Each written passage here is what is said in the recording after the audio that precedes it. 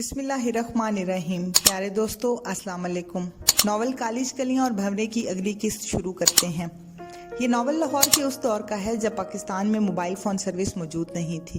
कायरीन की सहूलत के लिए अब इस तहरीर को यूट्यूब की शक्ल में भी पेश किया जाता है। हंजला ने सीधी बात करते हुए कहा, वो नबीला की बात से नाराज़ होने की वजह से उसके साथ नहीं जाना चाहती, इसीलिए टैक्सी में चली गई। मैंने उसको समझाने की कोशिश की मगर उसकी नाराज़गी में कमी नहीं आई। मैंने भी ज़्यादा इसरार ना किया। इजाज़ बोला, नबीला नशे में थी, इसलिए निगत को नाराज़ नहीं होना चाहिए। अब उनमें सुलह करवानी होगी। चलो मैं नबीला को जाने का कह देता हूँ, उसको भी देर हो रही होगी। ये कहकर इजाज़ चला गया और थोड़ी देर बाद उसको रुखसत करके आ गया। फिर सोफे पर दराज होते हुए एक लंबी सांस लेकर कहने लगा, आज तो नबीला ने हद कर दी। जालिम नशे में ज्यादा मजेदार चीज बन जाती है। और हाँ, तुमने भी कुछ कदम बढ़ाए या अभी तक उसी मोड़ पर हो? हंसला मुस्कुराते हुए बोला, तुम मेरी बात छोड़ो, मैं इधर ही हूँ। ये बताओ, आज नबीला कैसी बातें कर रही थी? क्या पहले भी इस तरह होता है?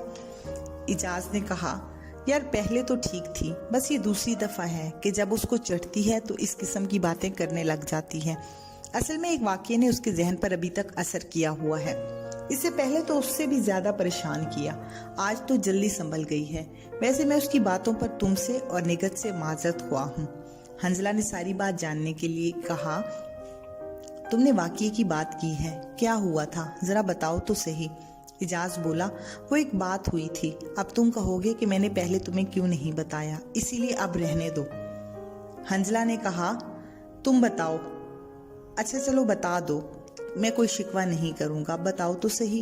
इजाज बोला, अच्छा अभी बताता हूँ इसका, लेकिन किसी से जिक्र नहीं करना। वैसे तुम पेट के हल्के नहीं हो, बात को हजम कर लेते हो, मुझे मालूम है, लेकिन मेरा कहना फर्ज बनता है कि मैं तुम्हें पाबंद करूं।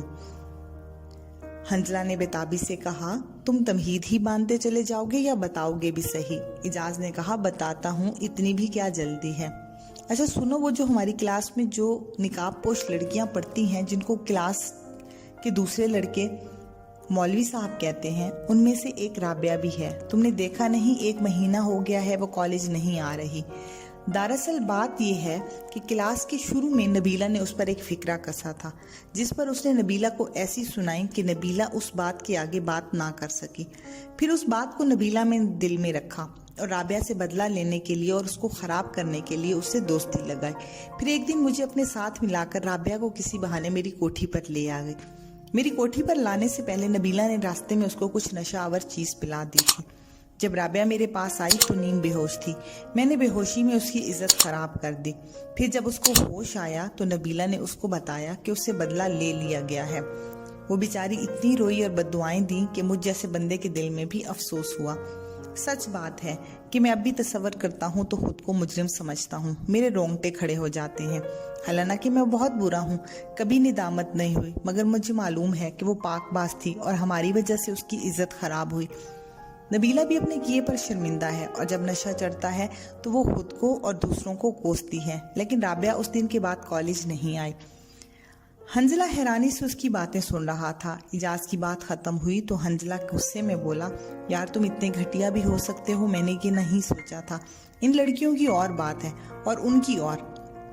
मैं तो उन दोनों बापर्दा लड़कियों को बड़ी इज्जत करता हूँ। बहुत अफसोस की बात है, तुम्हें कोई लड़कियों की कमी है, फिर उस बेचारी को जरूर खराब करना था। इजाज शर्मिंदगी से बोला, मेरी नीयत तो नहीं थी, नबीला की वजह से सब कुछ हो गया।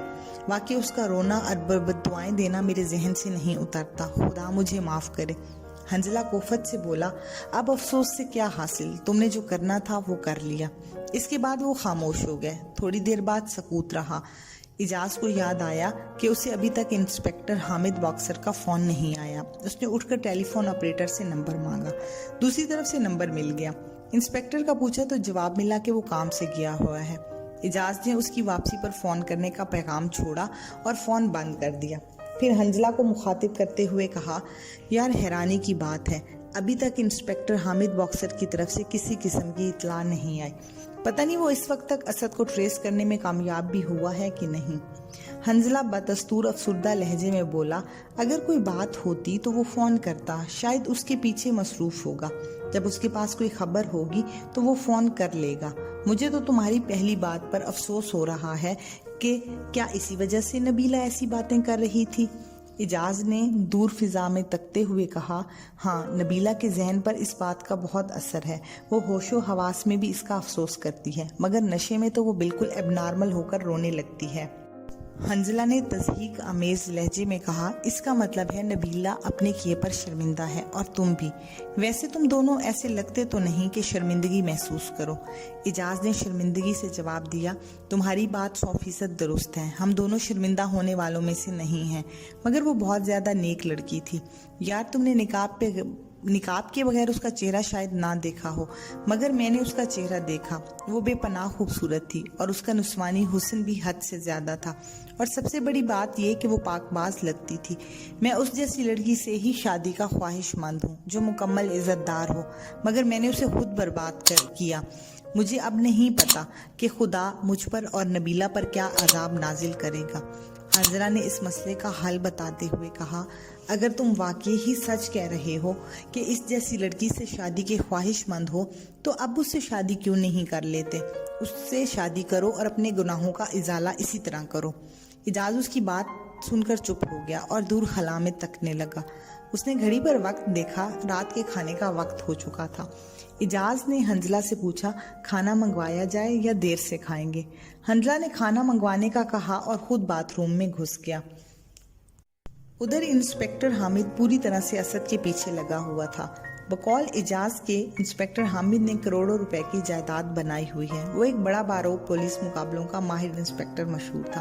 वो बड़ा शातिर था। अक्सर लोग एक तीर से 2 शिकार करके बड़ा कारनामा सरअंजाम देते हैं, मगर वो एक तीर से 3 शिकार करने का आदी था। एक तरफ तो वो असद को कत्ल करके सरकारी इनाम और अपनी नौकरी में अच्छे अल्फाज दर्ज कराने जा रहा था।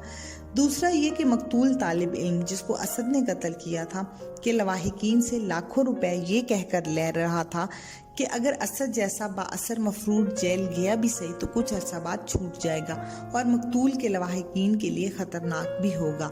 इसीलिए पुलिस मुकाबला में मारा जाने से उनका बदला ले लिया जाए। और मकतूल के लवाहिकीन बड़ी खुशी से इंस्पेक्टर हामिद बॉक्सर को पैसे देने के लिए तैयार थे और ममनून भी थे। तीसरा ये कि वो इजाज के जानी दुश्मन को ख़त्म करके इजाज के वालिद पर बहुत बड़ा एहसान करने वाला था, ताकि इजाज का बाअसर वालिद हमेशा इसका ममनून रहे और उसको मनपसंद जगह पर तैनाती कराता रहे।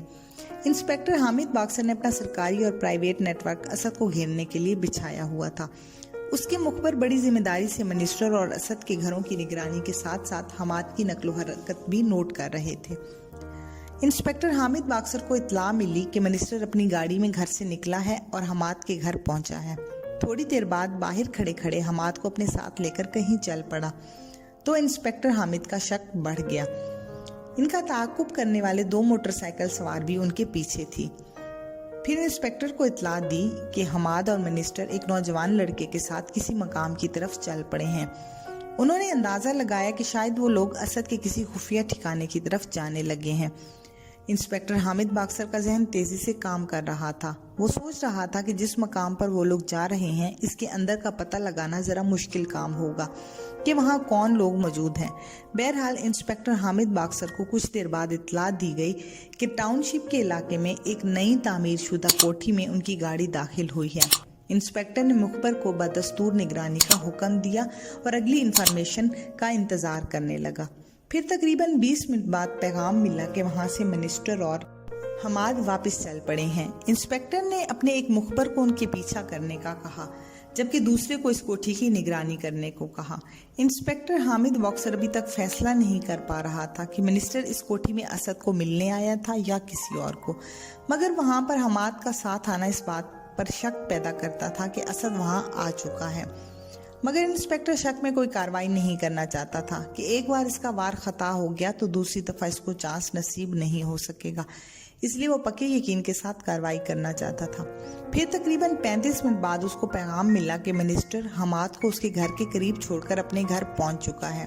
انسپیکٹر نے ابھی فون بند ہی کیا تھا کہ دوسرا فون ٹاؤن شپ والی کوٹھی میں سے ایک نوجوان لڑکا اور ایک خوبصورت دوشیزہ کے ساتھ آیا اور بتایا کہ ابھی وہ چند منٹ پہلے ہی اکیلا واپس گیا ہے۔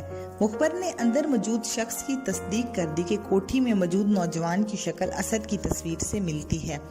اس پیغام کے ساتھ ہی انسپیکٹر حامد باکسر کے چہرے پر ایک زہریلی مسکراہٹ پھیل گئی، کیونکہ جتنی کڑیاں آپس میں ملتی جا رہی تھیں ان تمام کا اشارہ اسی طرف جاتا تھا کہ اسد لاہور پہنچ چکا ہے اور اسی کوٹھی میں ہے۔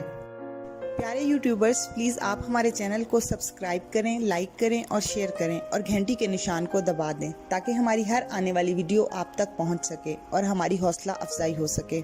جی تو دوستو، آج کی قسط یہیں تک تھی۔ ناول کا بقیہ حصہ آپ اگلی قسط میں پڑھ اور سن سکتے ہیں۔ اجازت دیجیے، اللہ حافظ۔